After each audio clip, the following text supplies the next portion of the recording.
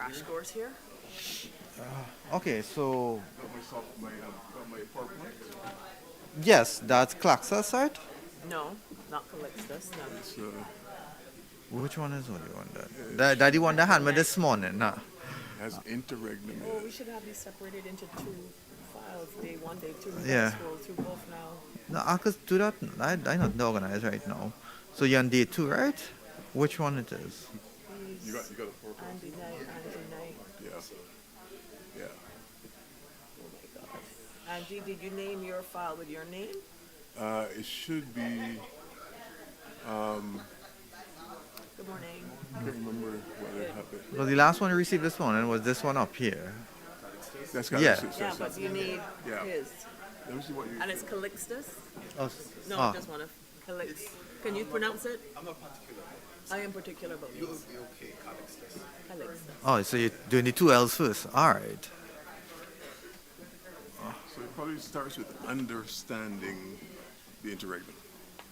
Maybe on the U then, because I don't think my first name is there. My name is there. When did you send it, Andy? I sent it about 5 or 6 days ago, and I sent it. But it may not be in here. I know it was sent, and somebody responded that they got it. And I gotta go fix my eye. okay. This thing Oh is yeah, just- it's still. It popped last night, Last night, but it's oozing. So I gotta put on my glasses so it's yeah. not obvious that. Yeah. Okay. Do you need me to send it to you again, or from a computer? Yes. All right. I'll just. I sent it. I know that somebody responded to me saying. I understand that, but this is the new set of presentations they give me today to put up. All right, for day 2 and everything. Yeah, it should be day 2, and it should be the first presentation on day 2. And non-capacity for inclusion, right? No, it's understanding the interregnum. I just was hoping that it probably one that was named properly now. Okay. So if we do that, okay. Start going there. No. Let me see if I can find it on my computer here.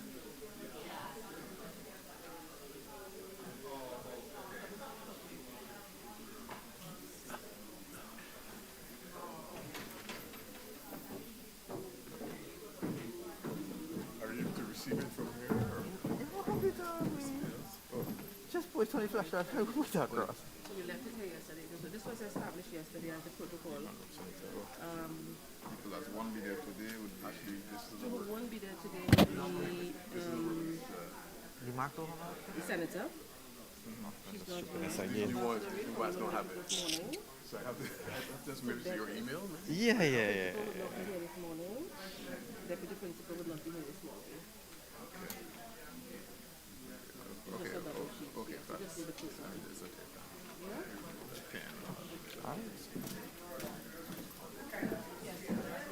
This is what's called understanding the interregnum. Yeah, but that's not my document. Here's a Word document. So I can send it to you. All right, I'm not seeing our document here. All right, so it's Trevor.Lachman.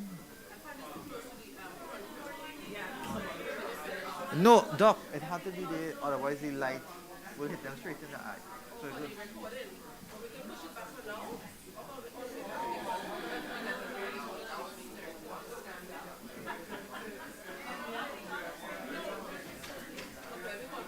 You found it?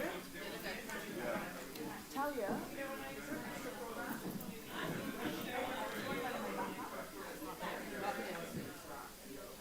You got that?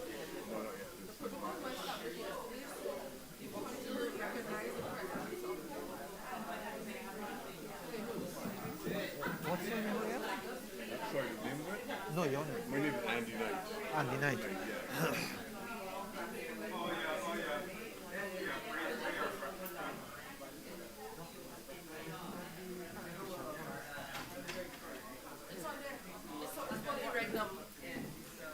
It's right there. Look at that. PPT. Oh, It's right here. Interregnum, right? Yes. yeah. Yeah. I know. It's right there. The one you showed me was our Word document. Oh, no. She's PowerPoint is already there. All right, so it's here. Yeah, it's there. Okay, good. because I was looking for a Word document at that point in time again. All right, so that's it. That's it there? Yeah. Okay. And so I will control the slides, or how do you want to do that? Ask them to bring a clicker to make this life easy for everybody, you know. Yeah, yeah. What I might do is... All right, I'm gonna just get into this on from. I left my pen in my bag, let me. All right, these are the little things.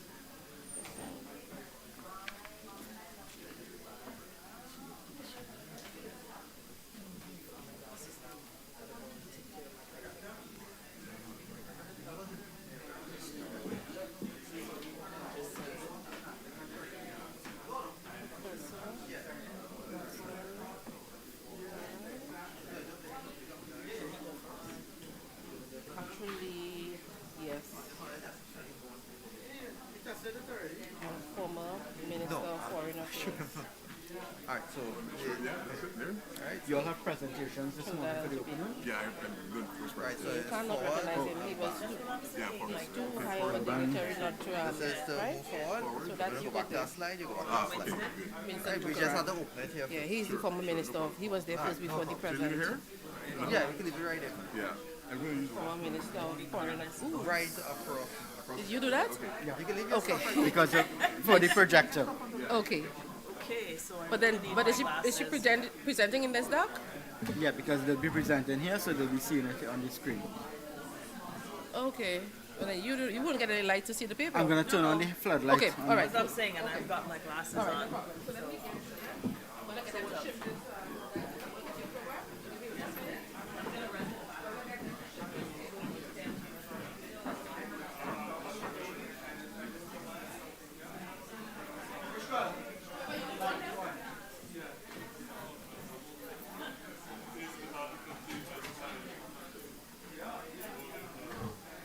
I'd looking on the camera.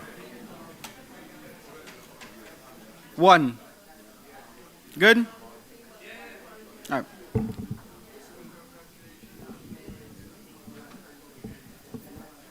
How this looking? Good?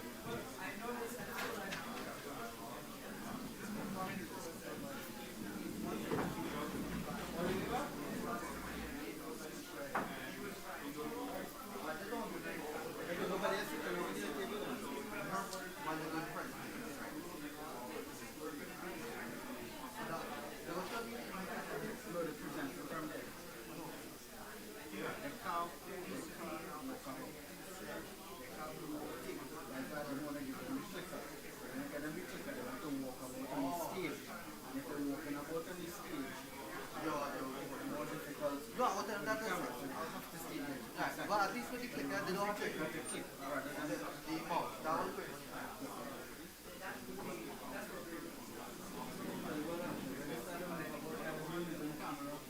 I know, I understand where you're coming from.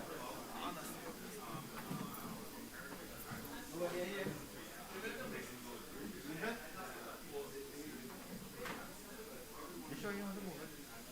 No, we'll keep it on the back up in case of that. Okay. The clicker, where you have it. I'll leave the clicker right here. Digest for them so they don't have to look down on the...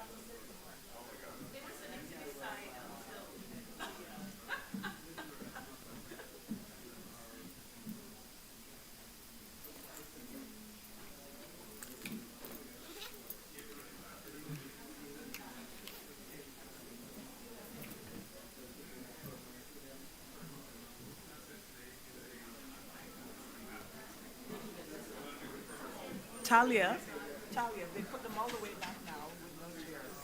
No table. Exactly. So I'm gonna sit here. Is that the idea? Just sit here? No,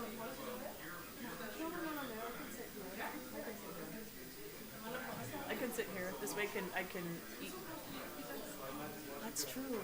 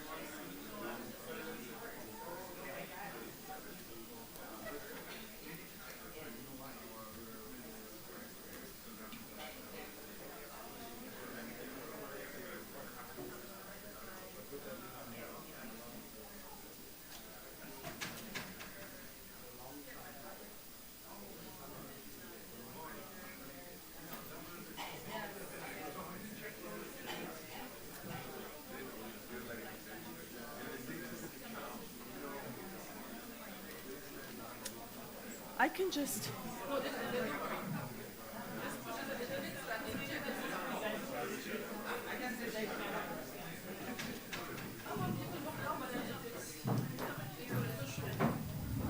Right, that's good. That's enough. We don't need it so far. Okay. And just give her one chair. Yes. Yes? Just put it all the way there. So, right? Just one chair. Now. You can take this off the screen? Okay, his presentation is not going on. Just push it. Start it down. No, just push it.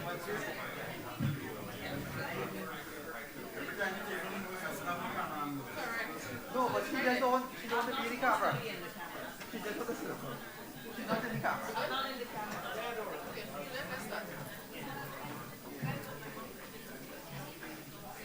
I really thought that I'd be sitting right here next to him. Can't, it's just too close to the speaker. Oh, okay. Yeah.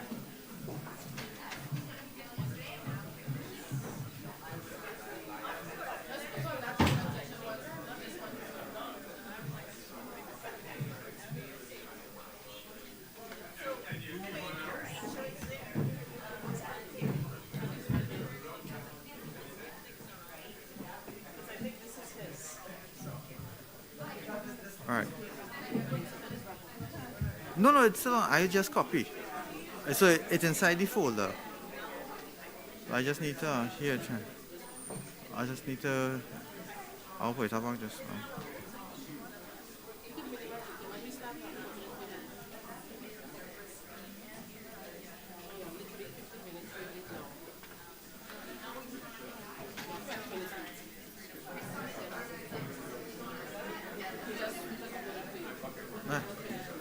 Alright, so this is going to the folder, find it.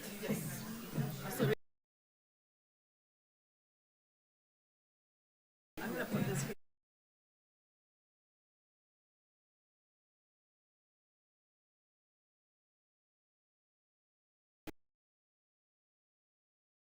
Presentation.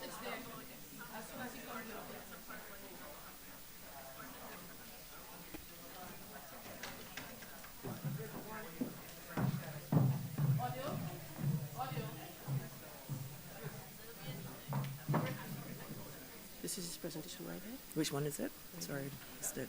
This little Oh, PP okay, here. got So it, when he got just it. pressed on it, Yeah. right? Audio.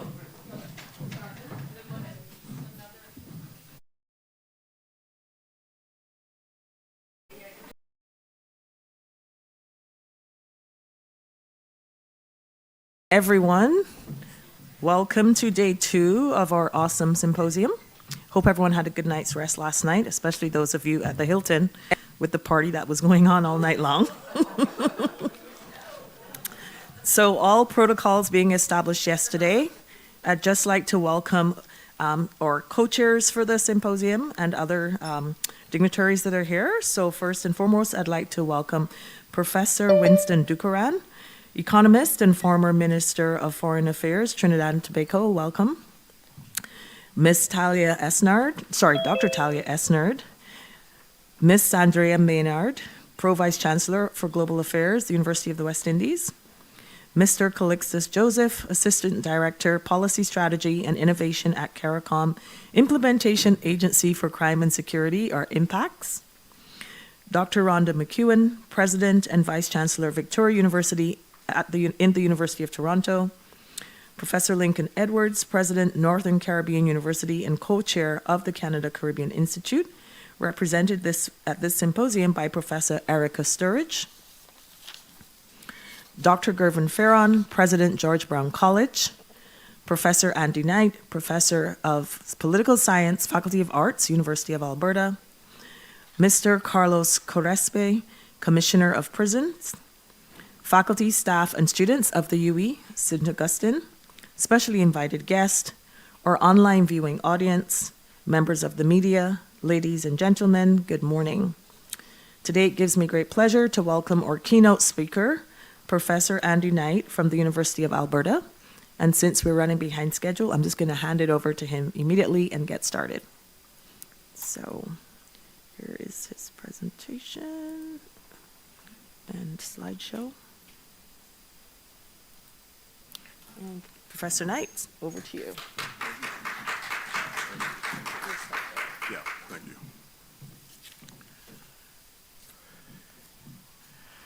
Thank you, Juliet. And since all protocols have already been observed, I don't have to go through that long list of thank yous. But thanks very much to everyone for coming. Of course, this presentation is based on the theme of the conference, which is securing our future, positioning our region to address traditional and emerging security challenges. And what I'm going to talk about today is about understanding the interregnum, challenges to the existing world order. So let's begin there. Now, we are gathered here in Trinidad and Tobago at what I call a hinge moment in history. The world order that has been structured the global political system since 1945 is no longer stable. But the successor order has not yet taken shape. So we are living in what I call the interregnum, a period of time, a period in which the world order, the old order is going out, but the new order has not yet been instituted. So this is not just episodic turbulence. This is really structural disorder. And I've written about the world disorder in many places, but I think in this talk today, I will try to highlight some of the reasons why I think it's a structural disorder. Small states, especially in Caribbean states, they are very much challenged by this hegemonic transition that's occurring. Historically, it's always been a dangerous period of time for small states. But interregnums also have a consequential nature for many states. Mark Carney, our Prime Minister of Canada, has described what we witnessed, or what we are witnessing now, as a rupture in the liberal rules-based order. And while I agree with Mark Carney, I don't want to disagree with him here, but I do think that I can go further than simply calling it a rupture, because a rupture suggests a tear, something that might be repaired, something might be reformable. So we are experiencing, I think, something that's much deeper than a rupture. And I'm drawing today on the work of Robert Cox, who happened to have been one of my professors at York University. He's passed away now. But Robert Cox talked about the conceptualization of what constitutes world order. And he says that all world orders in the past has had three foundational pillars. The first is material capabilities, the second is ideas, and the third, institutions. Now, material capabilities refer to the distribution of economic and military power. And those can go up and down. You know, some states become great powers, and then they slide off the scale and become lesser powers. Paul Kennedy wrote the book on the rise and the fall of the great powers. And that will give you an indication of the kind of things we're talking about when we talk about material capability. Ideas, on the other hand, are the dominant norms and the legitimating principles that are used by the big powers in running the globe. And institutions are those instruments, those global governance structures that embed within them the ideas, right? And that are sometimes governed by the material capabilities. When one pillar of those three, when one pillar weakens, the system reforms, the system can adapt, the system can adjust. When all three pillars are under strain simultaneously, we are not observing turbulence anymore. We are witnessing a structural transformation. So today, material power is obviously shifting. The US relative dominance is declining. China is on the rise.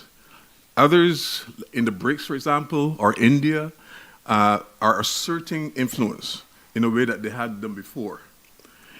The ideas underpinning the liberal order, such as free trade, multilateralism, human rights, democratic universalism, all these ideas are now openly questioned. They're openly contested. The institutions that were created in 1945 are also being questioned. From the United Nations Security Council to the World Trade Organization to the World Health Organization, these are increasingly paralyzed and sometimes bypassed by the big powers that still exist today. This is not chaos. This is systemic reconfiguration that's occurring right before our eyes. And here is a crucial implication. Robert Cox, great international political economist, reminds us that a world order does not necessarily require a hegemon. We tend to believe that hegemons are important for world order because we've seen in the last 3 or 4 world orders a hegemon taking the lead. But that doesn't necessarily have to be the case. Hegemony can stabilize order, but order can exist without hegemon. We may be entering, as Robert Cox says, a post-hegemonic world order. There is no obvious singular successor right now to the United States hegemony. If so, the next world order will not be dictated by a big power. The next world order will have to be negotiated. It would have to be constructed. It would have to be contested. And that dramatically expands the strategic space for small powers like us, like our powers, as well as middle powers as well. Now, I spent a year at Yale University as the Fulbright Distinguished Professor in International and Area Studies, and my goal in that year was to try to sort of find the empirical markers of what I call the interregnum. That means looking for the data that would support the idea that we're living in an interregnum. So I can give you just quickly a summary of some of the points that we found out. Armed conflicts are at their highest levels since World War II, globally. Major power consensus at the United Nations Security Council has deteriorated sharply, mainly through the use of the veto power by the big powers, the permanent 5 members of the Security Council. Sanctions regimes now affect a significant portion of the global economic activity. The BRICS have expanded, no question about that, and their expansion has signaled alternate financial architecture for the globe. Climate change, climate events are increasing in frequency and intensity. Sovereign debt vulnerabilities have deepened particularly since the post-COVID-19 pandemic. This, my friends, is not cyclical instability. It is structural transition. And why does this matter for the Caribbean? Well, small states are always exposed during these systemic shifts. The Caribbean faces that intersecting pressures.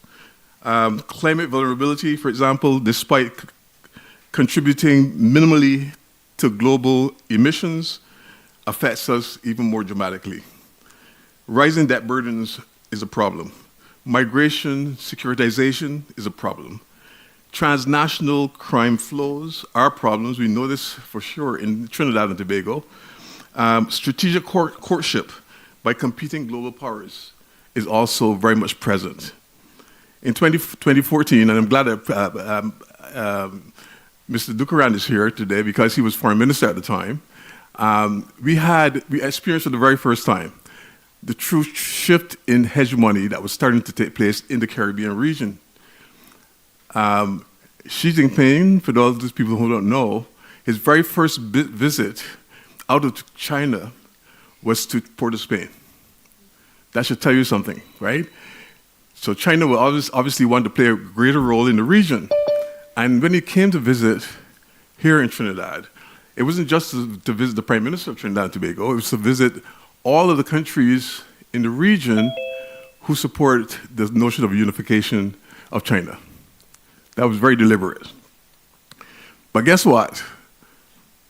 President Obama, who was busy at the time, sent Joe Biden, who was vice president at the time, 1 week before Xi Jinping's visit, to assure Caribbean states, we are still your friend.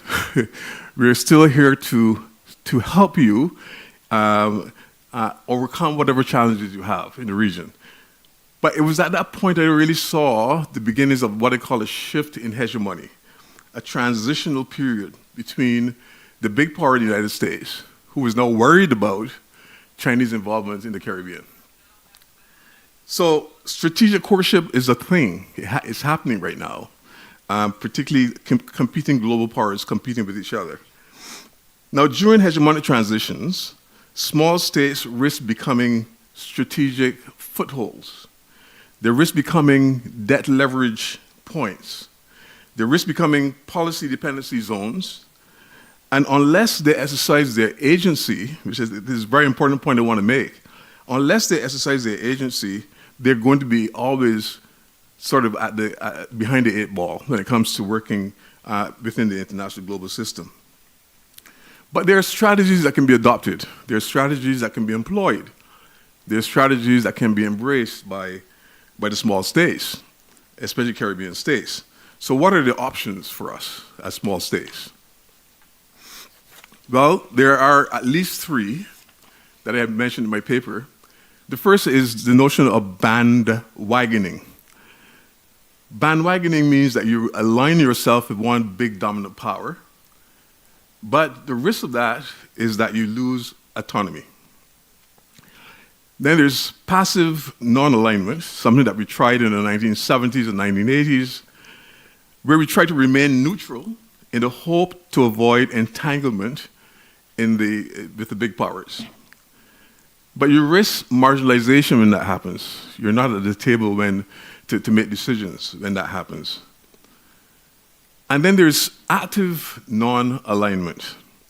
I like this one because it draws on Jorge Heine. And Dr. Dukaran, you remember Jorge Heine, because when I came here as director of the Institute of International Relations, I think you invited him as well to speak before all of the members of the diplomatic corps.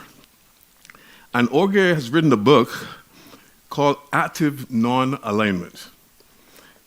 And for him, active non-alignment is not abstentions. You know, we have in the UN system, we vote yes or no and abstain. And usually abstentions mean you sit on the fence. Well, this is not what active non-alignment is all about. It's not about abstention. It is a strategic tactic, a strategic engagement across multiple poles, recognizing that the world has become multicentric now, rather than unicentric or or geocentric. The world has now become multiple poles, and we have to be able to retain our decision-making autonomy within that framework. This requires, of course, diplomatic agility, right? This requires institutional coordination. This requires diversification of partnerships so that you don't lean too heavily on one partner at the expense of the others. An active non-alignment would allow Caribbean states to engage with the United States constructively wherever possible, because it's still very much a big power. You can't ignore that. It's sliding down the hierarchy ladder, but it's still very much a big power. And it will also allow us to work pragmatically with China whenever possible. It will deepen ties with Canada and the European Union. I'm glad that we have a Canada-Caribbean initiative going on, because I think that's very important for us to have ties with Canada and ties with the European Union. It also can help us to expand South-South cooperation. And we've been talking about this for many, many years now, but we're seeing evidence of this now happening, reaching out to Africa, to India, to other southern countries. So there's South-South cooperation in the works. And strengthening intra-regional integration between regions. This is a tactical maneuver, not a retreat. And it has something to do with our ability as small states to punch above our weight. And I want to mention this because, again, Mr. Dukaran and I, when I first came here to Trinidad, we talked a lot about the notion of norm entrepreneurship. And I think in one of the sessions yesterday, the breakout sessions, someone was talking about entrepreneurship. And I think norm entrepreneurship is extremely valuable for small states because it helps us learn how to punch above our weight. Small states are not powerless, even although they're small. They can shape norms, and we've seen this happening many times in history, where small states help to shape norms. They can frame debates, and by articulating what the problem is in small states, they can mobilize coalitions. They can have, for example, the South-South partnerships. They can mobilize the partnerships in the South in order to be able to, again, punch above their weight. Mia Mottley, Prime Minister of Barbados, and I'm not saying this with any bias, although you can hear from my accent, they're probably from Barbados. But Mia Mottley offers a compelling contemporary example of this norm entrepreneurship, I would say. Of all the leaders in the Caribbean, I think she is the one that demonstrates this most visibly with her talks at COP meetings, with her talks at the United Nations, even with her interview just recently with Trevor Noah. If you haven't seen that, look it up. Trevor Noah, of course, a famous South African comedian, had a great interview with her. And she demonstrated how she can actually build coalitions, not just with states and other states, but also with social media partners, with comedians, with actors, and so on. So norm entrepreneurship, I think one of the things about Mia Mottley is that she's demonstrated this notion of norm entrepreneurship through climate diplomacy, through the Bridgetown Initiative. She has reframed global financial architecture through debates on around justice, around vulnerability, around reform. And her unprecedented electoral mandate, which was not a fluke. She led the Barbados Labour Party to 3 consecutive general election victories, securing every seat in Parliament each time. That's not a fluke. Okay, that's a sign of someone who has their finger on the pulse of their country. And she has strengthened her domestic legitimacy along with her regional legitimacy and moral authority as a result of this. And now she's being considered as a possible person to perhaps lead the United Nations one day. So we're looking at this as an example of normal entrepreneurship and the success of a normal entrepreneur. So this requires, of course, credibility. It requires the ability to be strategically clear about your intentions, to be able to articulate what the problems are. It requires coalition building, and the Caribbean has moral leverage on climate justice issues. We can reference the Caribbean Climate Justice Alliance, for example, CANARI. On debt restructuring, referencing ECLAC and the wonderful work ECLAC has done in terms of Caribbean debt swap proposals. We can even talk about reparatory justice, conversations led by, of all people, Sir Hilary Beckles, our Vice Chancellor of the University of the West Indies. We can talk about human-centered security rather than state-centered security, something that was raised by one Foreign Minister of Canada, Lloyd Asworthy. And he talked about putting people first as an essential part of the new understanding of what security means. So security is not just about, securing the borders of a state, securing the people that live within the borders, securing the resources of the state. It's about human-centeredness. It's about putting people first in every aspect to deal with security. So in the post-hegemonic interregnum, ideas matter profoundly. One of those ideas is security. So we have redefined security, and if we are to secure our future, as this topic of the theme of the conference is all about, we must broaden the concept of security. Security is not just about military capacity. Security includes climate resilience, food systems, stability, health infrastructure, cyber defense, energy diversification, democratic integrity. These are aspects of security as well. And the recent pandemic, I think, demonstrated systemic fragility, right? The need for systemic security. And climate disasters demonstrate infrastructural fragility, and we have a lot of climate disasters in the Caribbean. There is obviously a demonstration of infrastructural fragility in those climate disasters. And debt crises demonstrate fragility of the fiscal nature. And security in the interregnum is systemic resilience. Now, regional unity as a strategic leverage is something that we want to talk about here before we get to the end of the talk. No Caribbean states can actually navigate this moment in time, this interregnum, alone. Regardless of what the Prime Minister of this country might say, Trinidad cannot navigate the system on its own, right?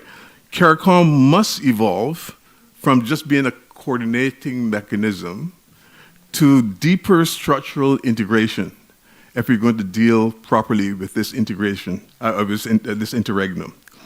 And this would include things like joint climate financing initiatives, coordinating maritime security, shared cybersecurity frameworks, collective bargaining in multilateral arenas.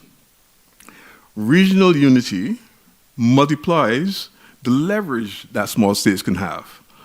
Fragmentation dilutes that leverage, dilutes the influence of small states. And here's where I think it's very interesting for us sitting in this room, because knowledge institutions can be part of this.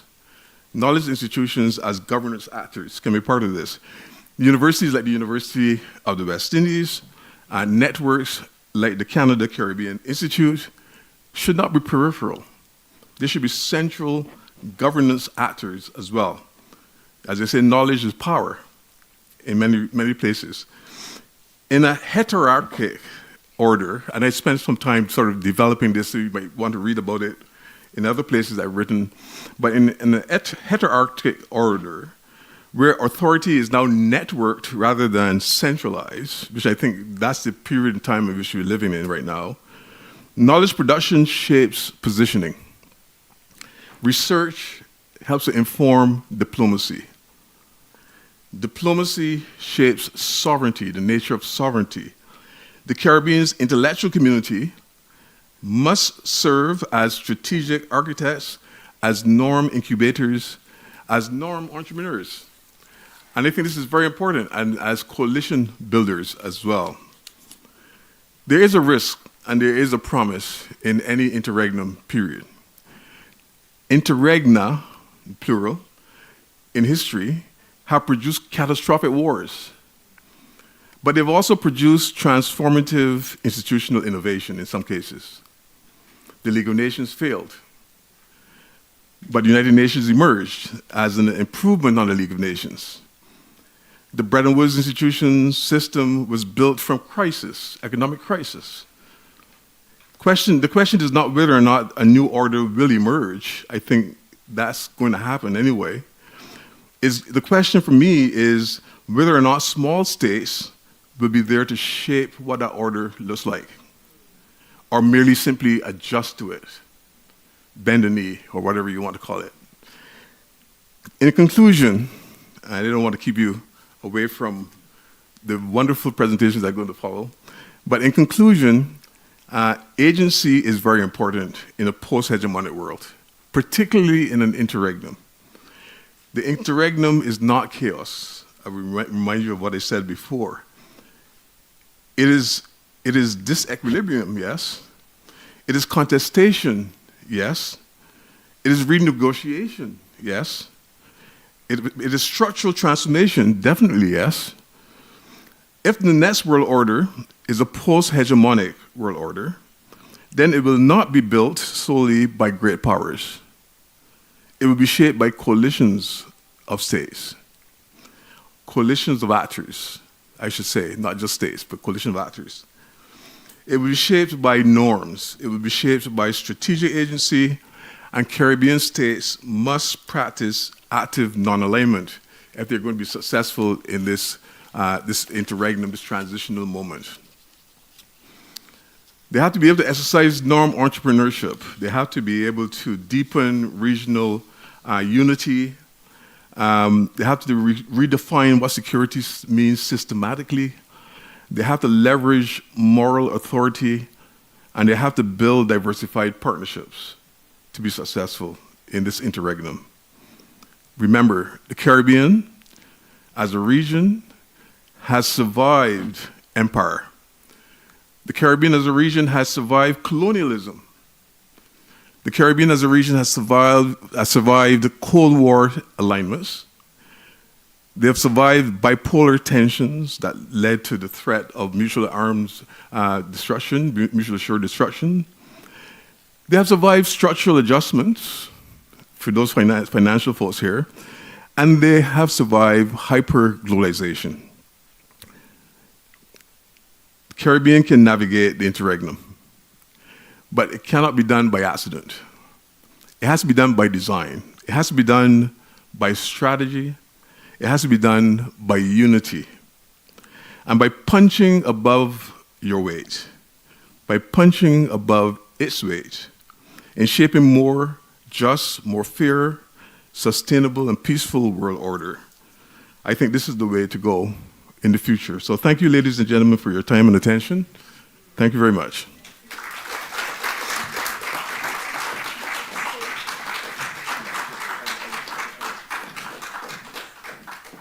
Thank you so much, Professor Knight.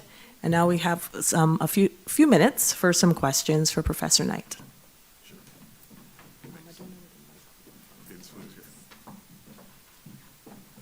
And there might be mics around the room, I think, but Dr. Perrin.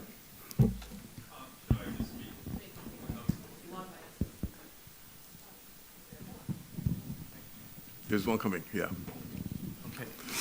First, I'd just like to thank you so much for your presentation, not only the timeliness of it, but the thoughtfulness of it and what it challenges all of us to think, and all who are associated with the Canada Caribbean Institute to think beyond research to action, to solution, and to meet the moment. So first item, just a real thanks.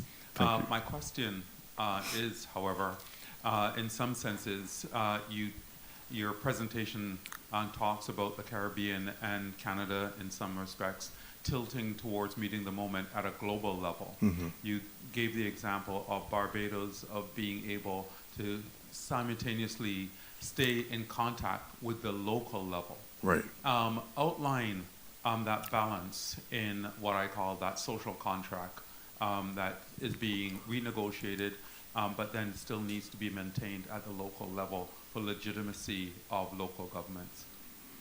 That's a very, very good question, and I think it's a concern. I think for Mia Motley, if you listen to her after her victory speech, you notice the way in which she's tried to appeal to those people who lost. The Democratic Labour Party is a very strong party historically. I mean, you're talking about the party of Errol Barrow, right? One of the things that was interesting about the way in which Mia has sort of embraced this notion of the social contract in Barbados was to appeal to Errol Barrow's legacy, right? That took away, in some ways, the strength that the Democratic Labour Party used to have, because that was their leader, and she was embracing that leader and embracing his attempts to make Barbados into a much fairer, much more just society. So she didn't run away from that legacy. She embraced it, along with embracing Sir Grantley Adams, Tom Adams, and other members of the Barbados Labour Party. So I think one of the things that I really admired about what she did was when she talked about the young individual who ran against her and lost to her. And she said to him, "Don't despair, don't give up." And she's talking about a member of another party. She says, "Don't give up, keep running to support the people that are in your constituency." And then she gave the example of herself when she first ran for office, and she lost, right? And she had given up then, she would never have become Barbados Prime Minister. She would never have become Barbados Prime Minister thrice in a row and win all the seats in the Parliament. So it's about trying to understand, having a pulse on your community, trying to understand how to keep a social contract. This notion of, I like the idea that you mentioned, social contract being very important for politicians to remember. And when you're out there on the international stage talking to people in the UK and Russia and China and all these different places, you cannot forget the domestic factor, right, that got you there in the first place. So having legitimacy domestically is very, very important. And the strength of that legitimacy by winning with such a large majority helps you to have reputation that goes beyond the state to the next level. I call this multi-level legitimacy in some ways, for different levels. From the state level, the local level, the state level, the regional level as well, because she's one of the most admired person in the region. And I've heard, I don't know if you said this in Trinidad, but I've heard from other countries, we wish she was our prime minister. I've heard this over and over again. So there's a kind of a legitimacy attached to her performance and the way that she's being able to articulate the problems of the Caribbean region in a way that everyone can understand. The big powers can understand it, the small powers can understand it, the medium-sized powers like Canada can understand it as well. She doesn't close the gap, she doesn't close the door on any relationships at all, including relationships with the United States, by the way, including relationships with Canada and other countries. So I think that's one way to do it, and you have to remember where you came from in large part if you want to sort of play that kind of role at the international level. I don't know if that answers the question, but I hope it gets close to it. Thank you very much, Dr. Vernon. Okay, I think we have time for one more question. Oh, two more questions quickly. Is there a quick question? I don't know if it's quick. Thank you, Prof, for Okay. your presentation. Yeah. I don't recognize the Mia that you're talking about or the Barbados that you're talking about. I think that Mia Motley is a continuation of plantation and everything that is associated with that. Okay. In terms of the 330 loves, there was one where she brought people out to vote at the height of COVID, where many people were in quarantine, were ill, and could not vote. Okay. And this second time around came after the controversy of the voting list, where several individuals in Barbados were actually dispossessed of their right to vote.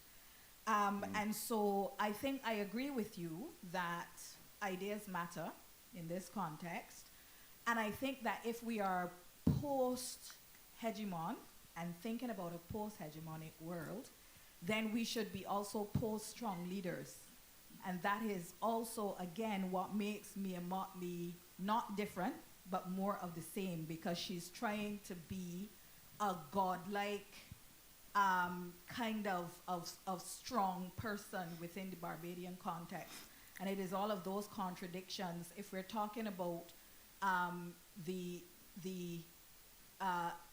opportunity for a reorganization of a social order, then women and girls must be different.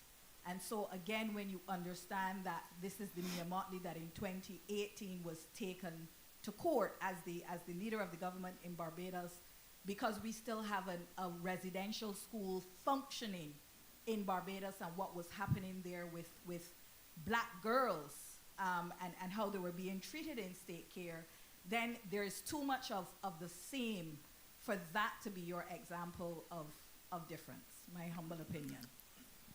Thank you very much for your opinion, and I completely disagree with you. But it is, that's one of the reasons why you have democracies, right? We can have different opinions, and we can agree or not agree.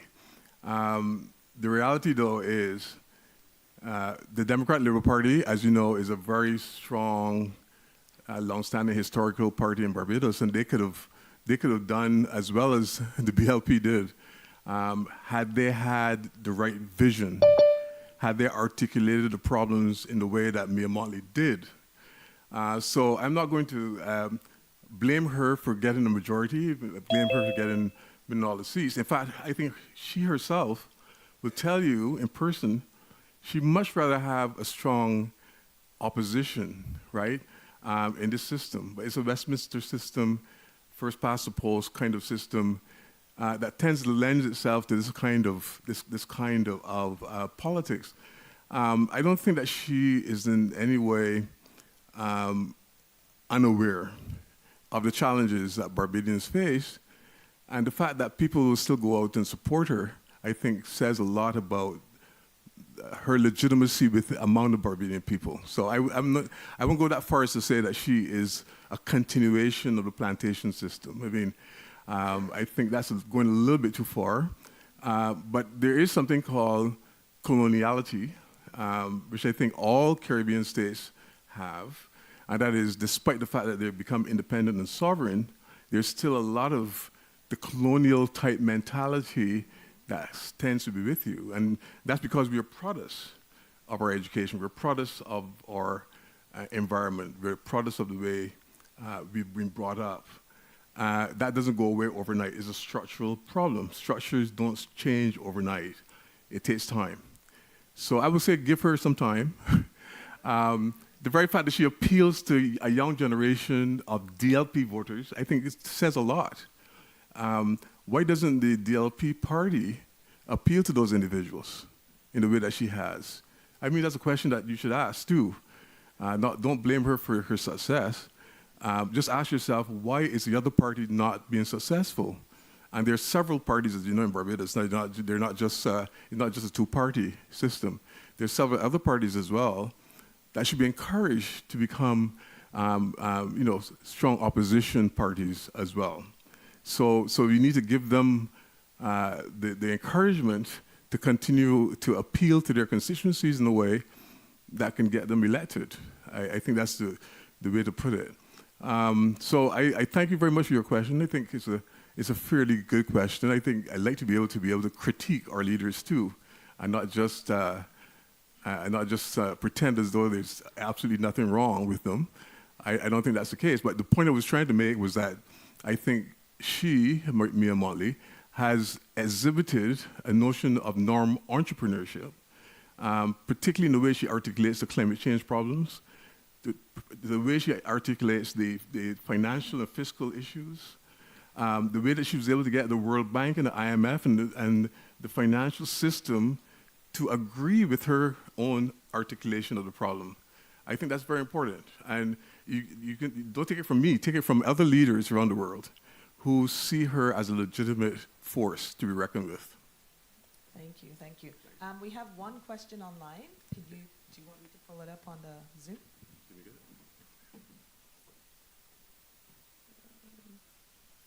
Oh boy. And then we'll take one more question. Where's the Zoom? Nope.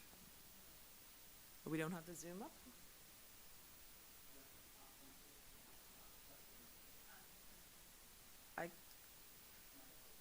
Pardon? Yeah, but I don't see. Okay, can you just, Michael, can you speak and ask your question? Can you hear me? Hi there. Yeah, can you all hear me? Yes. Thank you so much for your really engaging presentation there.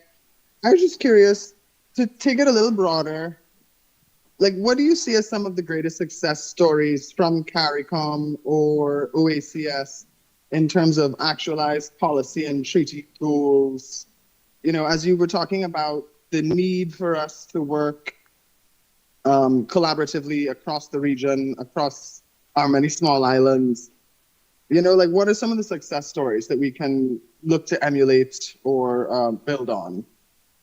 I'm going to keep this very short because we're running out of time, but I think CSME would be considered relatively successful, at least the idea, the conceptualization of CSME. It just has to be implemented in the way in which you conceptualize it. I think that's the only problem. I think there are several examples of this. Right now, we're dealing with Haiti, and the problem in Haiti is very severe right now. And I'm sure there's a few people in the room that have been working on Haiti, and they can talk much better than I can about the role that the CARICOM is playing in Haiti. And I think the way in which we have treated Cuba in the past, I hope we go back to that, but the way we treated Cuba as a region, enjoying the strength of their medicine, for example, bringing their medical people into the Caribbean states and so on, and during the pandemic especially, the role that Cuba played. I think that's also another successful story for CARICOM. So I'm going to leave it there. Okay, we have one last question. 2 minutes. 1 minute and 1 minute response. Let me do my best at this. I think the most convincing element of the presentation for me was the reassurance about the region's ability to survive this period of disruption. So I think that's really good, and it would be valuable if more people in the region could hear that. Mm-hmm. Where the challenge comes in for me is, I'm not sure if I'm walking away as convinced about the region's ability to shape what is to come. Yeah. And the reason I am raising this, not to sort of say we can't, but to put the challenge back to you so we can start a conversation about what we would need to be able to imagine that and to pursue it. And I specifically raise this around things like the Bridgetown Initiative, which I've worked on fairly up close in recent years. And it's that, sure, we've set the narrative, if you will, the norms, to use your language, but you could argue that's been co-opted by the French. You think about the financial reform summit that they convened shortly after me. I put this on the table. Mm-hmm. It's no longer ours. We no longer kind of have the reins of that conversation internationally. Mm-hmm. And that was a dynamic conversation, game-changing, because you've got finance, development, climate, everything we care about. Mm-hmm. So my question to you is, how do we go about institutionalizing the establishment of those norms and the capabilities to enact them? Because you can't just be, sure, we've got lots of charm and rays and whatnot, but we have to be able to deliver as well. What does that look like? That's a very good point. And I want to commend you on raising that point, because I think it's important for us to be agile, diplomatically agile, financially agile. You know, there's a whole range of agilities that we need to develop, but it doesn't happen by accident, is one of the points I was trying to make. It requires work. It requires some serious work. More than just simply conceptualizing a problem or articulating a problem, it requires actual work. One of the things I would have to give credit to, again, Dr. Dukaran for his vision, was to create a diplomatic academy in Trinidad for the entire region. Because as you know, most of our diplomats get trained abroad, Malta, Australia, different parts of the world. And to have the idea that there could be a central Caribbean-focused diplomatic center where you train people with the protocols that are necessary, give them the kind of skills that would be necessary for them to have that kind of agility in the diplomatic world. That was what we really need right now. And it's not going to happen simply through UE as an institution. So that's why you need to have a separate, independent kind of body, totally devoted to raising diplomats of the future with those kinds of skills that are necessary. I would say that's the main important thing. I don't want to go on too long because I know the time is up for me. Sorry. No problem. Thank you so much, Professor Knight, and thank you everyone for your insightful and thoughtful questions. And I encourage you to find Professor Knight. Oh yeah, he's like, where'd he go? And have a conversation, continue the conversations with him during the break and over lunch. We now have, I'm eager to invite Mr. Emmanuel Joseph for a brief musical item. And then after that, we will invite Mr. Calixtus Joseph, I don't know if you're related, to give his presentation.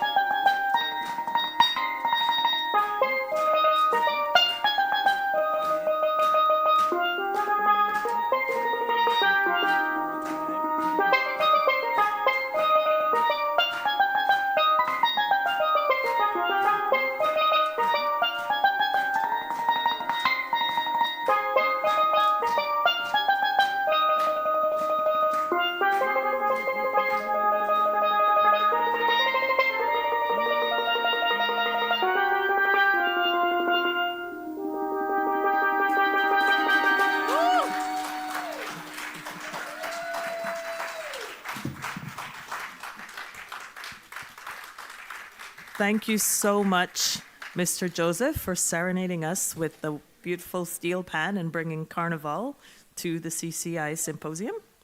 And now I would like to invite Mr. Calixtus Joseph to join me on stage for his presentation, Securing Caribbean Futures, Regional Security Cooperation in an Age of Competition, Geopolitical? Did I get that right? Or was it supposed to be geopolitical competition?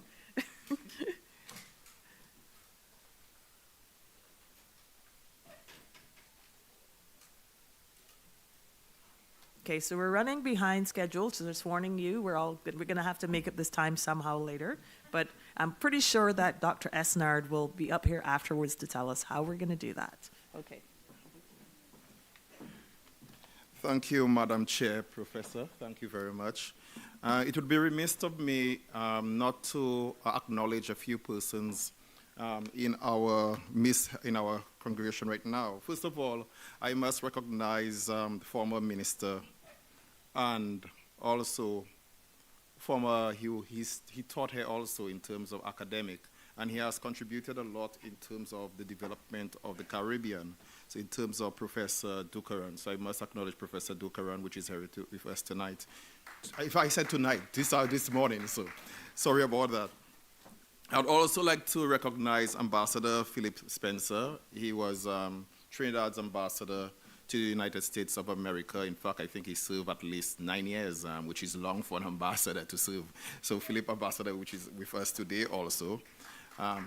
Someone who has done much of the work for me in terms of setting the stage here, Professor Andy Knight, which has contributed a lot in terms of the literature and in terms of academic studies for the region. So I'd like to also acknowledge Professor Andy Knight also.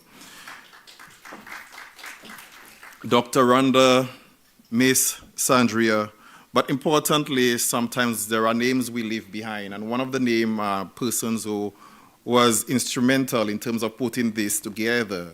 And how do I know that? The number of emails you receive. Okay, so I must recognize Dr. Talia, who is seated up there. Dr. Talia, thank you so much for your invite. So good morning. Oh, give her a big round of applause, please.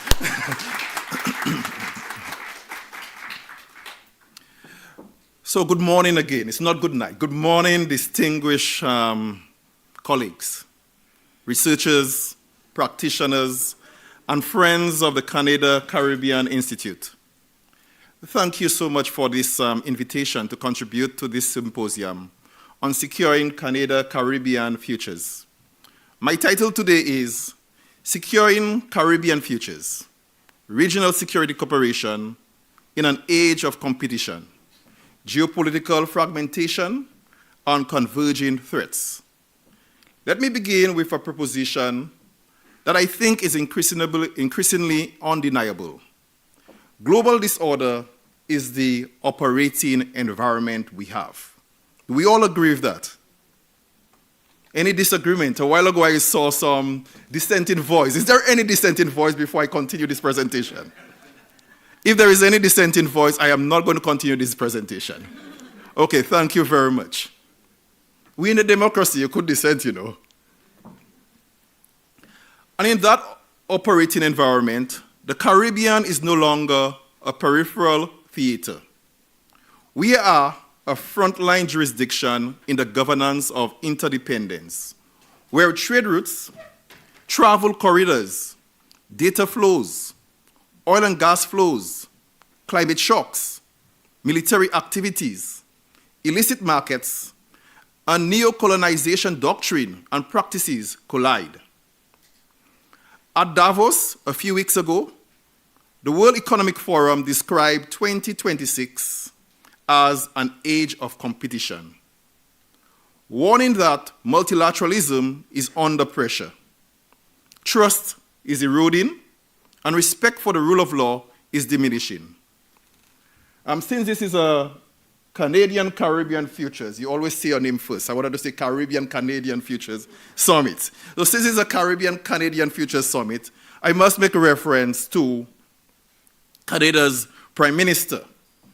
And Professor Andy Knight also make reference to one of the key points in his speech at Davos, where he captured the mood starkly in terms of his phrase where he stated, we are in the midst of a rupture, not a transition. And even in Professor Andy Knight's presentation, he was deliberating with himself whether we are actually in a rupture.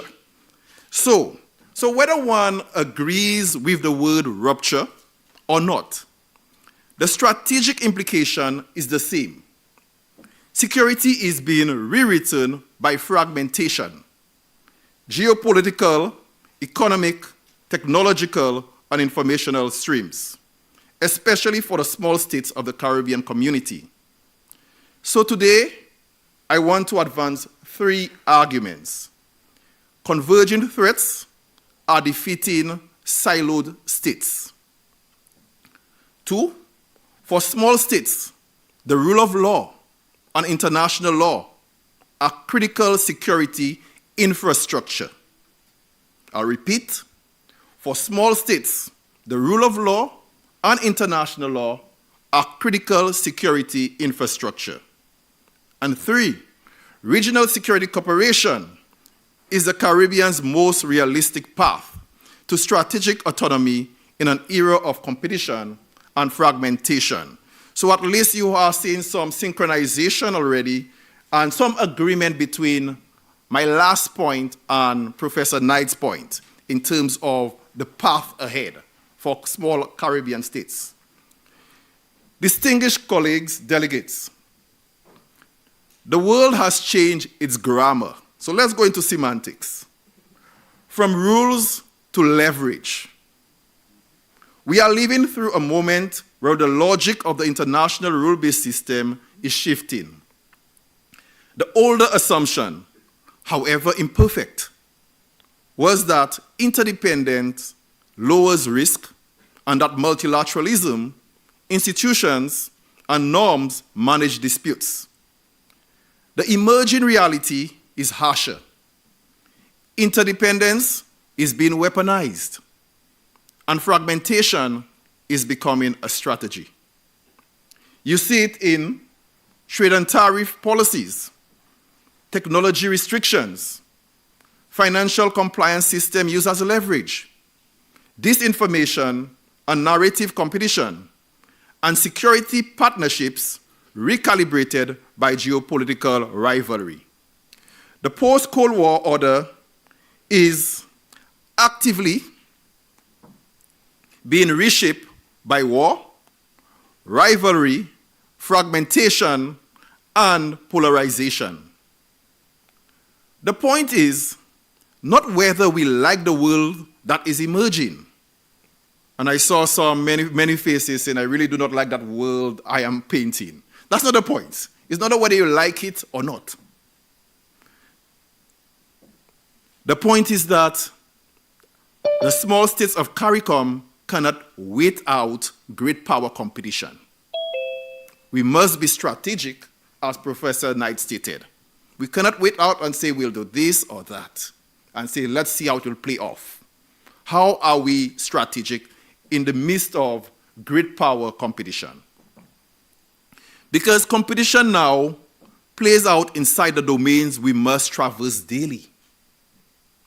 Our ports and logistics, aviation and border ecosystems, payments and banking access, digital platforms and critical infrastructure, and the transnational criminal economy. So the security question becomes sharper. How do small states maneuver when the playing field itself is moving? That's a critical question. How do we maneuver and the playing field is moving, and we do not have so many instruments as larger states or even as medium-sized states? How do we maneuver? The economics of security. Let me add a hard truth. that small states feel acutely. Security is getting more expensive at precisely the moment fiscal space is shrinking. Small states are asked, or are told, I would rather say, to spend more on security and defense, more on border systems, more on cyber resilience, more on intelligence, more on prisons, more on critical infrastructure protection, more on even now taking on persons or migrants from third states, while also spending more on climate adaptation, debt service, health, education, and social protection. And yet, we cannot outspend this. We cannot buy our way into safety, not sustainably and not alone. This is where the era of competition becomes sharper. In an era where funding and partnership are used as leverage and bargaining, assistance is not always neutral. It can arrive with policy preferences, procurement pathways, data access expectations, strategic alignment incentives, and quiet constraints on policy spaces. For small states, that means the financing of security is not only a budget question, it is a sovereignty question. So we have to be mature about this dilemma. We need partnerships, but we cannot allow partnerships to become dependency. We need financing, but we cannot allow financing to become leverage. And this is why regional cooperation matters. It is how small states manufacture scale. So we do not negotiate from structural weakness. And I'll just pause to make an announcement. The person phone rang there, owe each of us a drink afterwards. Okay? Why the Caribbean matters. This is a rhetorical trap that still appears in some policy circles. The idea that because the Caribbean is small, it must be marginal. The opposite is true. The Caribbean is a strategic corridor for shipping and ports, for aviation and mobility, for energy and trade continuity, for digital connectivity, and for regional stability and hemispheric stability. Which means Caribbean security is not merely a domestic policing issue. It is a security of systems. The system that keeps small economies functional and small democracies legitimate.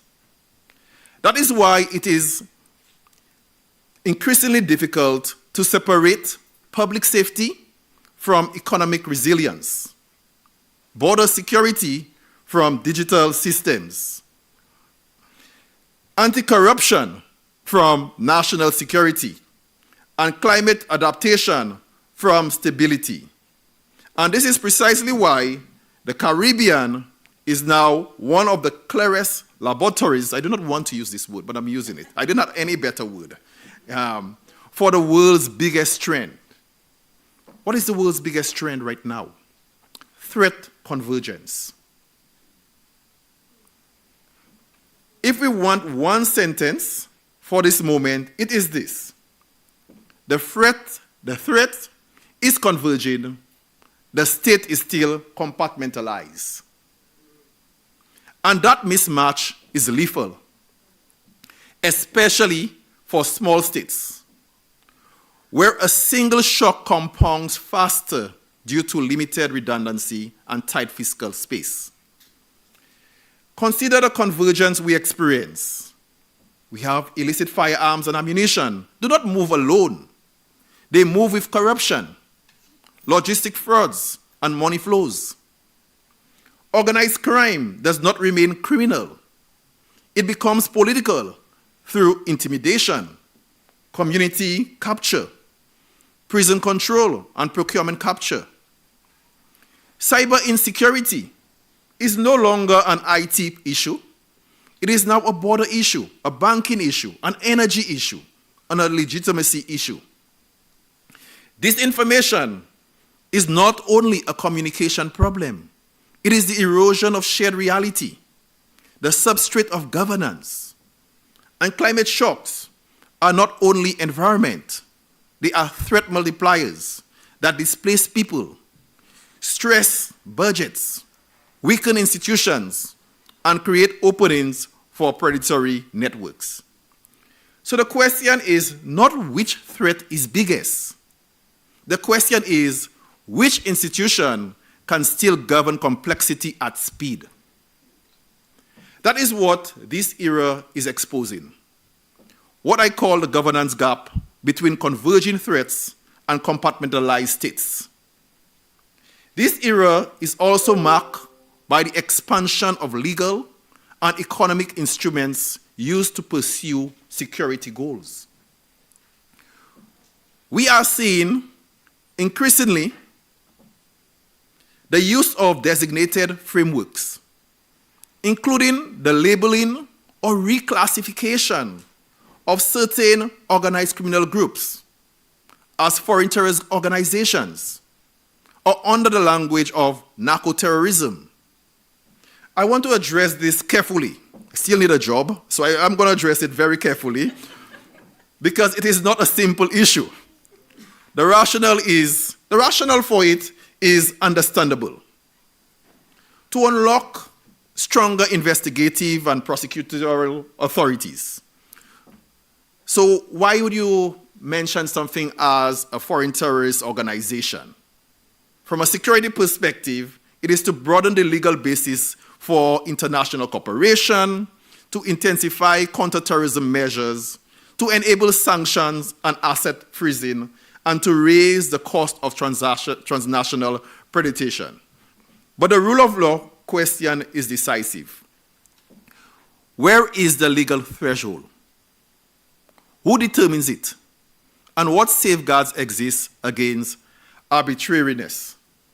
Because if labels can be applied loosely or politically, we create a world in which designation become a substitute for evidence. And legal categories become tools of convenience rather than instruments of justice. And that matters for small states for 3 reasons. I'm giving you a lot of 3s this morning. I know you cannot take 4s, so I will give you some 3s. Okay? First, because of due process and predictability. A rule-based system requires clear criteria, evidentiary standards, transparency, and credible review mechanisms. If those guardrails weakens, the label itself becomes power. And power is always unevenly distributed. Second, spillover effects. Counterterrorism financing and sanctions frameworks can trigger over-compliance, de-risking, and chilling effects that hit legitimate transactions, especially in small, open economies. Third, precedent. If the international community normalizes elastic definitions, where the category expands whenever it is expedient, then the boundary of who qualifies becomes unstable. Let me state the small state concern plainly, without drama but with realism. When labels become discretionary, tomorrow it can be you. Not because every state is doing something wrong, but because once the threshold is politicized, any state, especially a small state, can become vulnerable to being defined rather than heard. Labeled rather than engaged. And here is the principle that should stay with us. A system that tolerates elastic labels is a system where legality becomes a weapon and small states are always within range. So the issue is not whether we must be firm against violent criminal networks. We must. The issue is that when labels change, tools change. And when tools change, power dynamics change. That is precisely why the Caribbean's approach must remain anchored in the rule of law and due process. Clear legal definitions and evidence-based action, oversight and accountability, and human security, so that securitization does not replace legitimacy. I must touch on the issue of Haiti. Haiti is the most visible and urgent stress test of the region's security ecosystem. We can debate instruments and mandates, but we cannot debate the human reality when violence becomes routine and institutions collapse.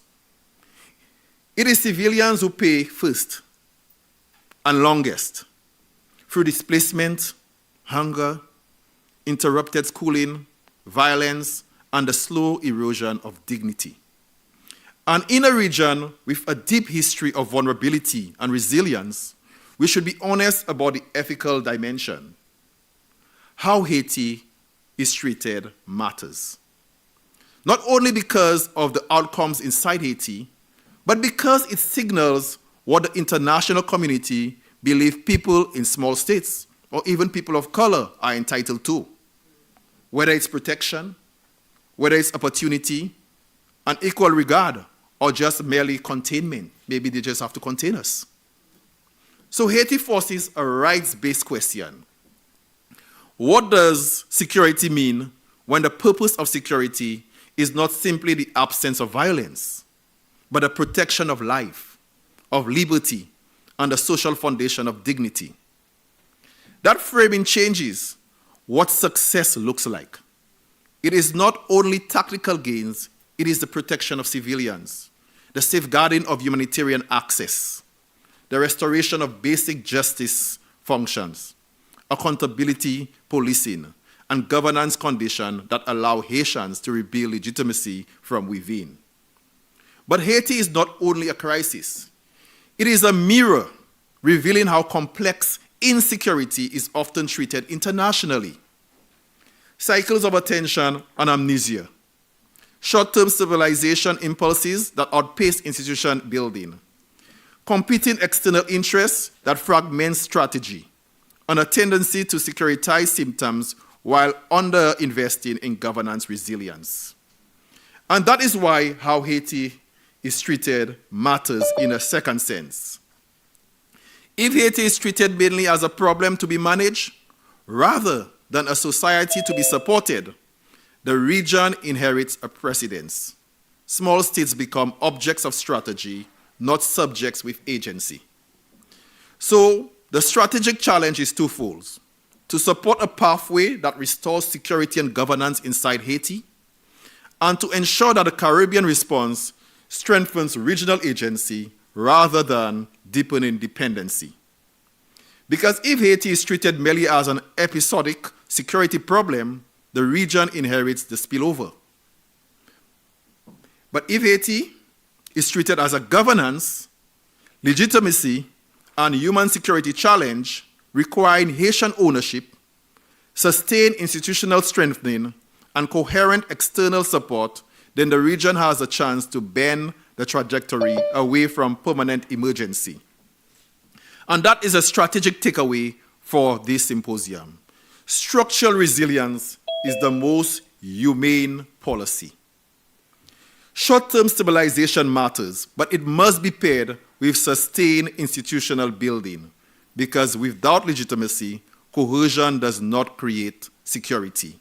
It merely postpones crisis. Now let me make the most small state argument possible. When you cannot rely on mass, and I'm not talking about the carnival we just had, okay? When we cannot rely on mass, you must rely on rules.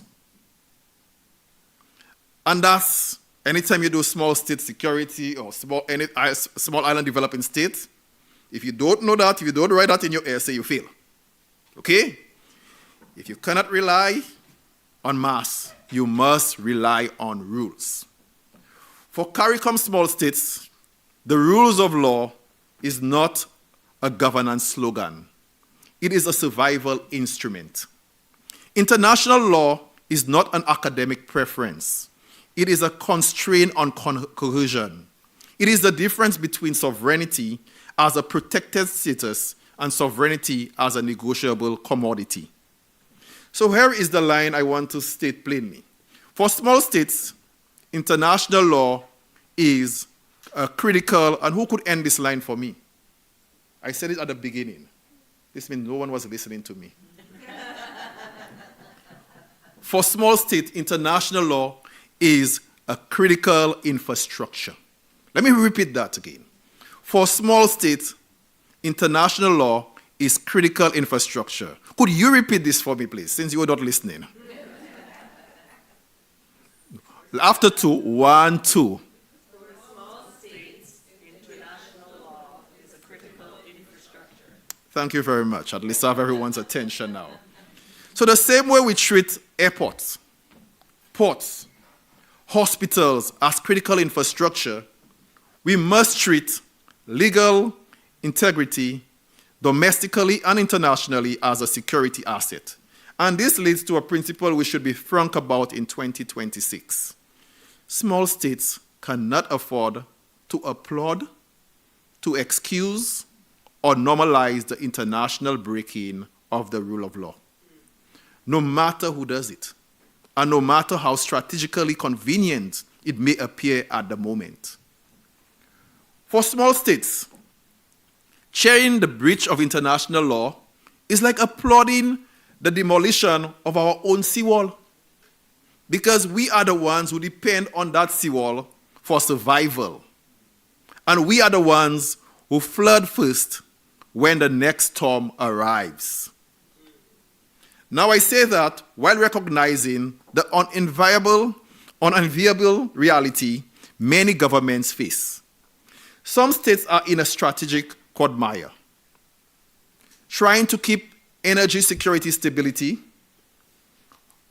trying to protect the economic well-being, maintaining social coherence at home, keeping hemispheric relationship, meeting alliance expectations, or security commitments abroad. These are not easy decisions for any government. We must recognize it. It's not an easy decision.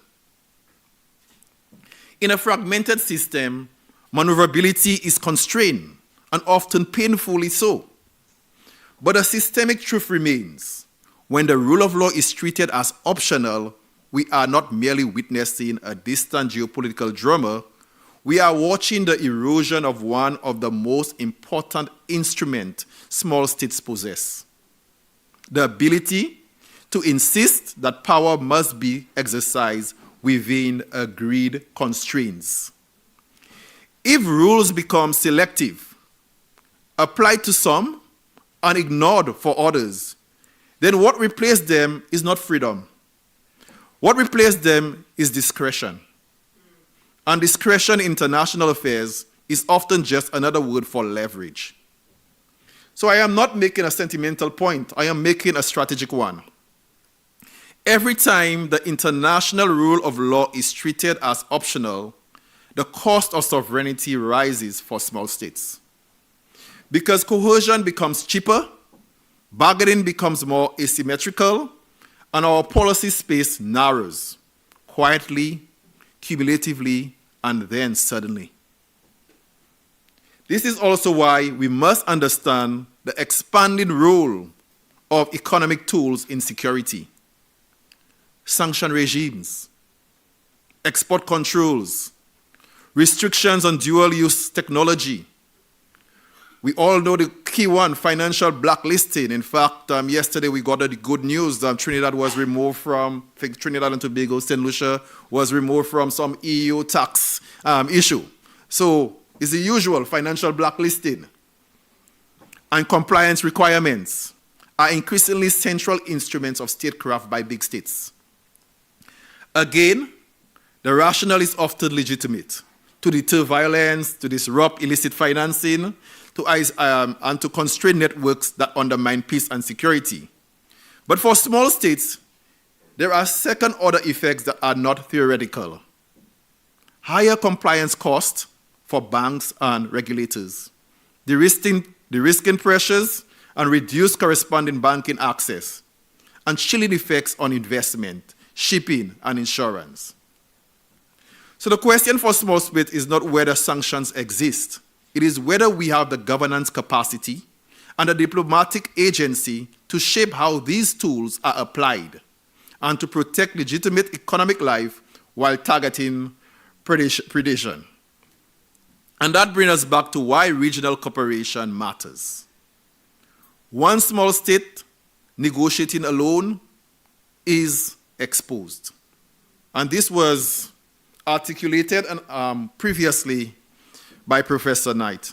And I want to reverberate those same arguments which he said that I will be here till tonight. And I know they might be telling me my time is up. Okay? Now let me say something carefully but clearly. In this environment, the risk is not only intervention in a classical sense. The risk is a subtler pattern I will call security neocolonization, where dependency is produced not through flags, but through systems. It look like permanent reliance on externally owned platforms, procurement ecosystem that lock in vendors and doctrines, security assistance that bypass or weakens local institutions, data extractions without reciprocal capacity building, and priorities set elsewhere becomes default national agendas at home. And I'm sure you are seeing that. Many priorities are set elsewhere. You are hearing governments taking on those priorities in their local communities. This is not an argument against cooperation. It is an argument for principled and value-based cooperation. And value-based cooperation means local ownership, transparency, accountability, and accountable institutions. Partnerships that leave behind sovereignty, capability, rather than permanent dependence. Because in a market for sovereignty, the currency is not only money, it is institutional integrity, data, and decision spaces. If the world is fragmented, the intuitive response is, go it alone. But I feel brilliantly Professor Knight has debunked that argument. We cannot go it alone. There's no way we can go it alone. In fact, could any one of you go it alone in this room? The answer is no. But for small states, fortress logic is usually unaffordable and often self-defeating. The Caribbean's best option is not isolation. It is strategic autonomy through cooperation. Put differently, regional cooperation is how small states manufacture scale. Scale is intelligence. Scale is standards. Scale is capacity. Scale is resilience. Now to partnership. In an era of competition, diversification is not optional also. But diversification is not simply collecting partners. It is engineering outcomes. So you might hear governments state, oh, we have those partners over there, and this one over there, and that one over there. Is that diversification? Every partnership must leave behind local capacity and local capability, local ownership, and accountable systems.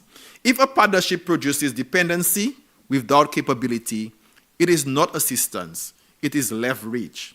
The Caribbean must practice what I call strategic pluralism, diversified partnership to reduce single points of failure.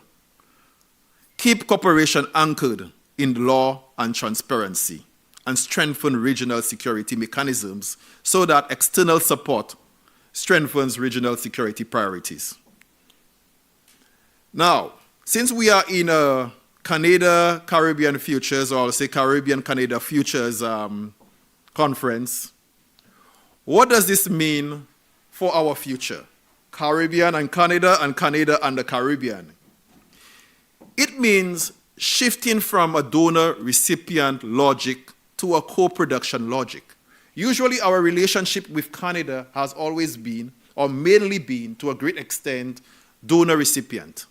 We need to shift that relationship to co-production logic. Because in a fragmented world, everyone is learning the same lesson. Resilience is cheaper and more sustainable when it is built, not rented. A future-facing Canada-Caribbean Security Compact could prioritize co-producing regional tools, investing in the rule of law supply chain, and linking universities to operational reality. So let me end with a decisive point. The Caribbean can either drift into a future where security is purchased, episodically, sovereignty is priced, and crises set the agenda, or two, we could build a future where regional cooperation creates capability. Capability protects sovereignty, and law makes predictability possible. So my closing proposition is this. The Caribbean's most credible path to strategic autonomy is deeper regional security cooperation, anchored in the rule of law, amplified by lawful data sharing, and strengthened through diversified partnerships. Because for small states, power is not only what you possess. Power is what you can activate through rules, coalitions, institutions that make predation costly and cooperation profitable. And I will leave you with this. If we don't invest in our regional security commons, institutions such as CARICOM impacts, we will inherit a regional insecurity market where sovereignty is prized, not protected. I thank you.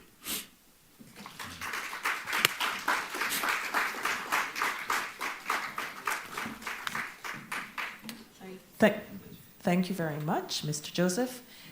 We are very over time. Okay. The boss has spoken. There are no questions.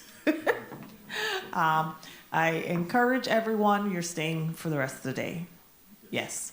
So I encourage everyone to maybe, those that have really pressing questions, to sit with Mr. Joseph at lunch and engage in deep conversations about his actually very thought-provoking conversations. So maybe you and Professor Knight can, secure 2 tables and have lots of deep discussions over lunch.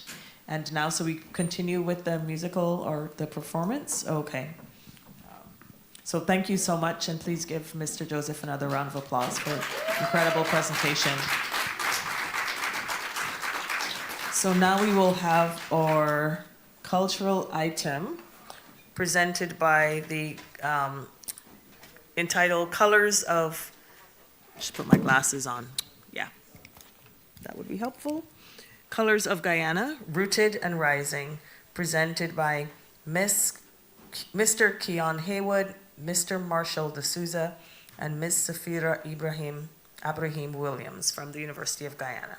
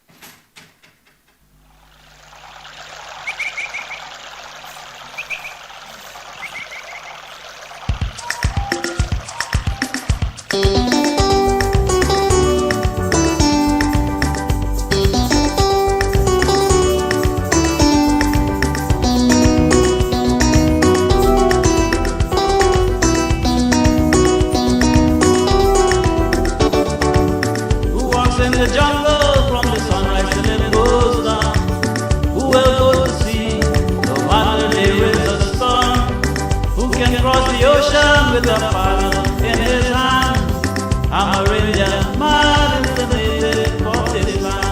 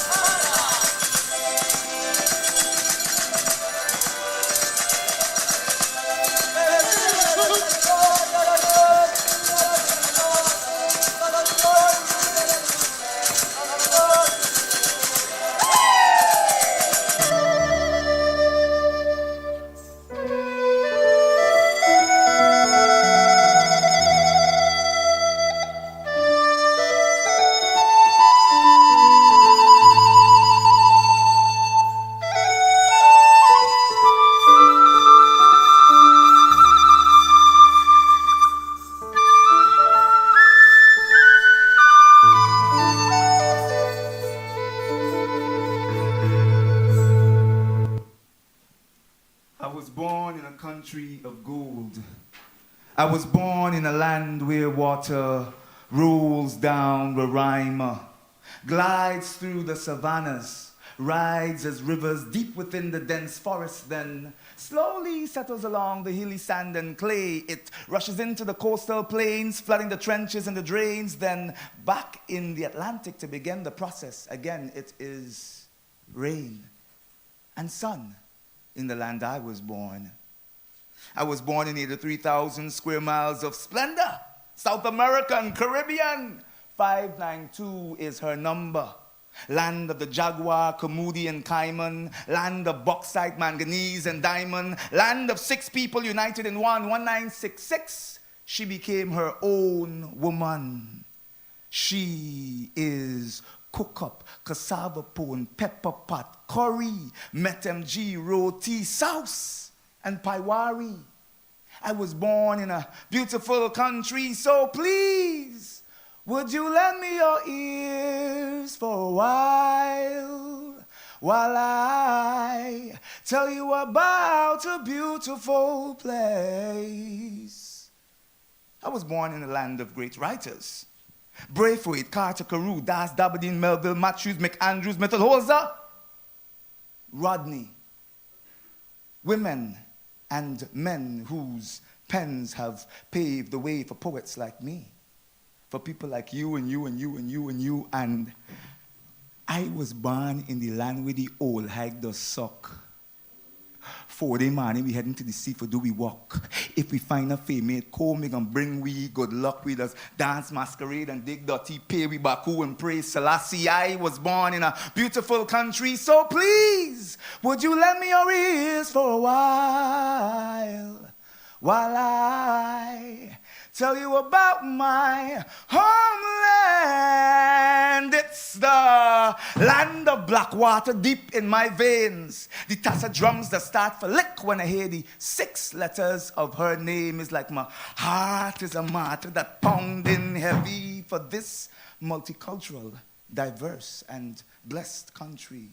Every time I think about the land of one people, one nation, one destiny, I feel proud and pleased to be born right here, because my country is blessed, and for her I pray. The first letter of her name is a great big golden G. The second is you.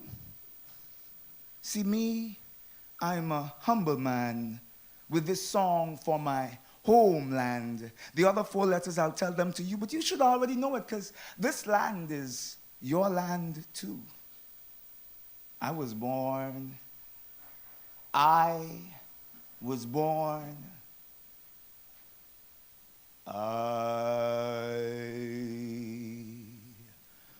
born in the land of the mighty Roraima, land of great rivers and far-stretching seas, so like the mountains, the sea and the rivers, great, wide and deep in our lives may we be. G, onward, upward, may we ever go. You, day by day in strength and beauty grow. Why? Till at length, we each of us may show. N, what Guyana's sons and daughters can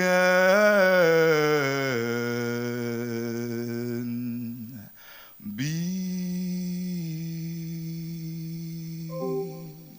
I was born in Guyana.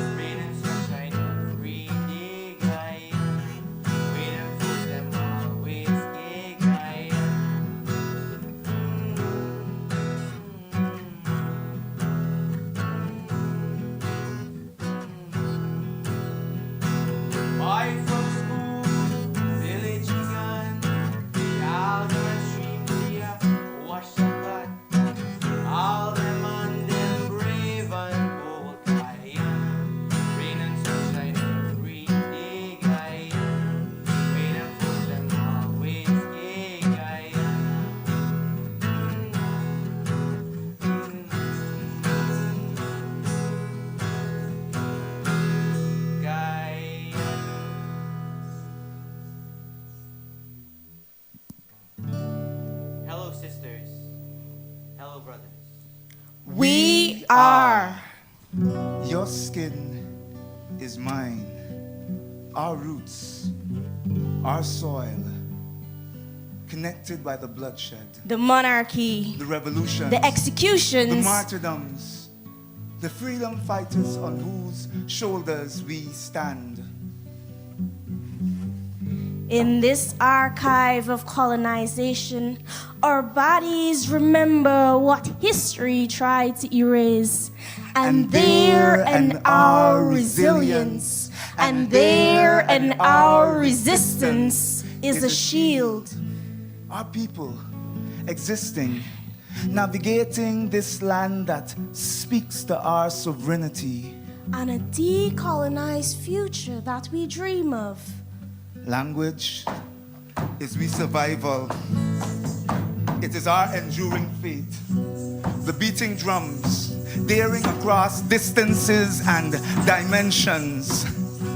It is the celebration of our coded Creole, of Carnival, crop over of Mashamani,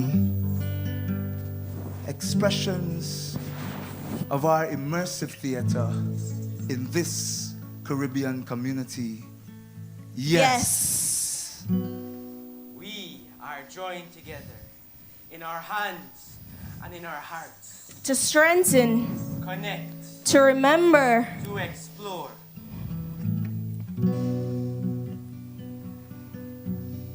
To accept that in culture we are planted.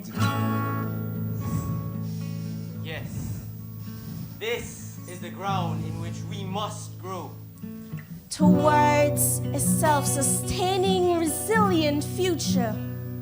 Yes. We are our own powerhouse. Rooted and rising forever. We are our own powerhouse. Rooted and rising forever.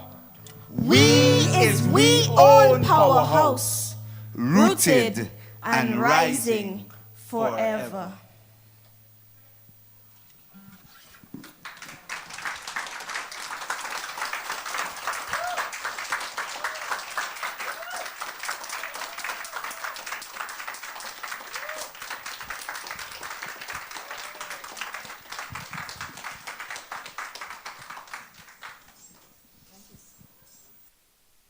Thank you so much. That was wonderful, wonderful presentation.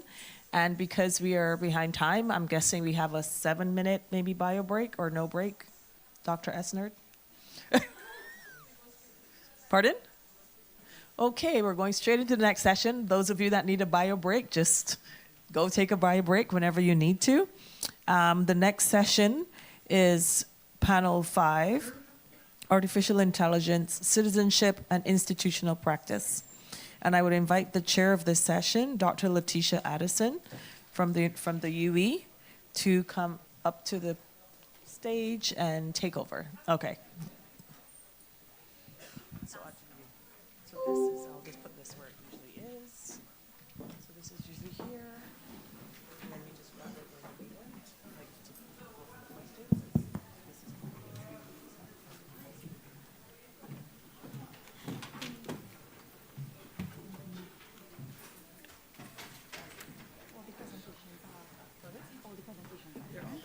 Yes, I just loaded up one of them here.